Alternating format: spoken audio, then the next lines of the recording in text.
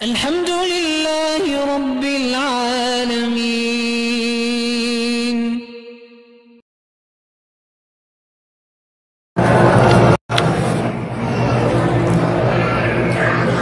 ایک مریضہ ایسے شوگر کی بیماری ہے، علاج سے کوئی فائدہ نہیں ہو رہا.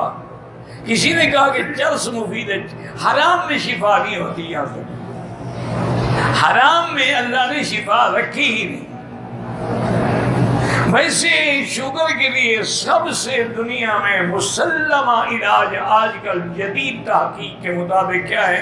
خالص زیتون کا تیل لے لو، 2 چمچ کھانے والے جس سے آپ چاول باول کھاتے ہیں، وہ صبح نہار منہ کلی کرنے سے بھی پہلے پی لیں، اور 2 چمچ رات کو پی لیں.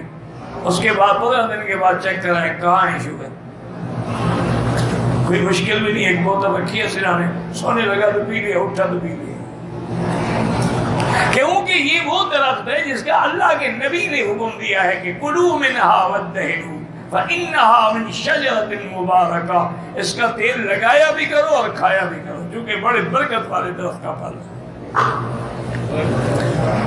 وہ اپنا چرس پینے سے نہیں جاتی شوگر. میری یعنی بوڑھی عورت، کتنے لوگ ہیں جو چرسی ہیں، سب سے زیادہ ان کو شوگر ہوتی ہے.